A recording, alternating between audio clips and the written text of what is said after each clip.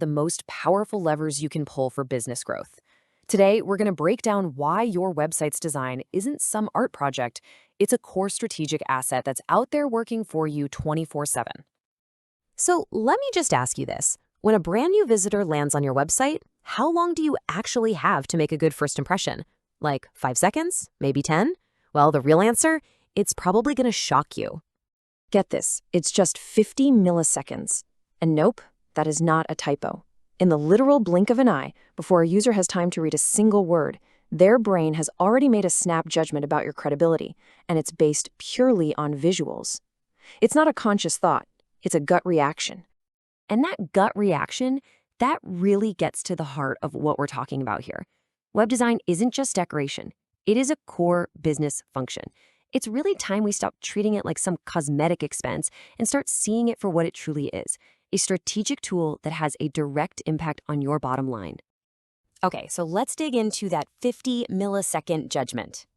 In that tiny, tiny window of time, a visitor is deciding whether to trust you and stick around or to just smash that back button and leave forever.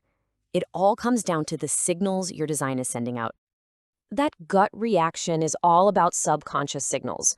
Good design, with clean layouts, professional images, it instantly communicates trust. It says, hey, we've got our act together over here. But bad design, it does the exact opposite. It triggers skepticism, maybe even confusion, and it plants this little seed of doubt before you've even had a chance to say anything. The best part is you can build that trust on purpose. This isn't just luck, it's pure strategy. Professional branding signals quality, clear navigation shows you actually respect the user's time, and things like visible security badges or testimonials, they give you immediate proof that you're legit. Every single element is another layer of confidence built in those critical first seconds.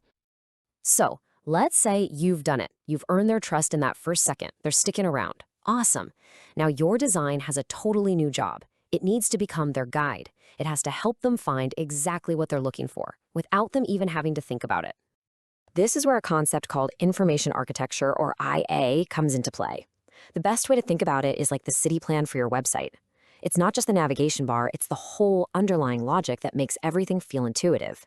I mean, a well-planned city doesn't need a map for every single turn, and a website with good IA feels just as natural to explore. So how do you build a clear city plan?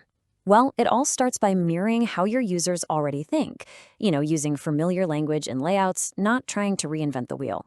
Then you offer multiple pathways. Someone might look for shipping info on a product page, while somebody else checks the footer. Both should work. And finally, you have to anticipate their next move, logically connecting pages to create a totally seamless flow. That's what makes a website feel intuitive. Because you gotta remember, the best, most amazing content in the world is completely useless if nobody reads it. Your design isn't just a container for your words, it's the invitation. A giant wall of tiny text gets ignored every single time, but a well-structured page with clear headings and good visuals, it actually pulls the reader in. All right, so once you've successfully guided a user, the next step is to help them take action. This is where design moves from just getting clicks to actually getting customers. We're talking about influencing sales, leads, and signups, the numbers that really matter to the business. See, great design actively removes friction. Think about it. If a user feels a little nervous at checkout, visible security badges give them instant reassurance. If they see a long, scary-looking form, smart design can reduce the number of fields and make it feel effortless. If they're not even sure where to click, a big, high-contrast button with a clear call to action removes all doubt. Every one of these design choices is solving a specific business problem. And that impact is totally measurable. A professional, user-centered design doesn't just feel better, it flat-out performs better. It drives higher conversions because it removes that friction, it creates stronger engagement by making information easy to find, and ultimately, it can even lower the cost of acquiring every single new customer.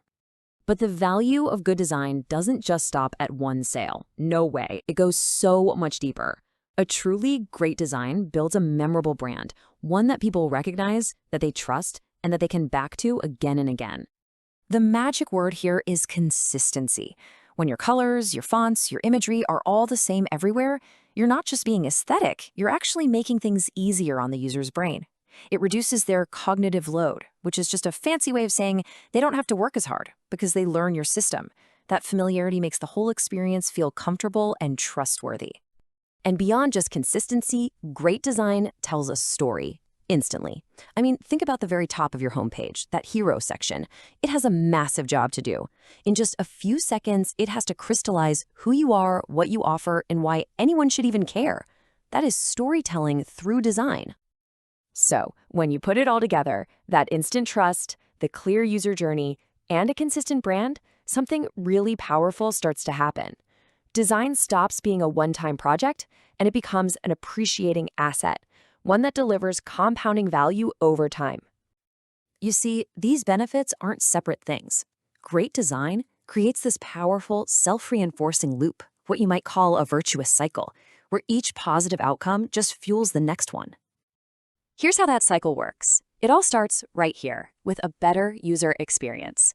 Because your design is clear and trustworthy, people actually enjoy using your site. They stick around longer. And that improved experience, it sends much stronger user signals to search engines like Google. They see visitors staying longer and engaging more, and they interpret that as a huge sign of quality, so they reward you with better rankings.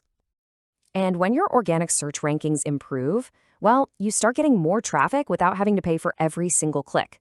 This directly lowers your customer acquisition costs. It's a huge win. And finally, all of that high-quality organic traffic arrives at a site that's already been designed from the ground up to convert. The result? A direct lift in your conversion rates and, of course, your revenue. It's a powerful loop that just keeps feeding on itself, compounding value day after day. So I'll leave you with this final thought. Maybe the question isn't how much does a good website cost, but instead, how much is our bad website costing us every single day in lost trust, lost engagement, and lost revenue?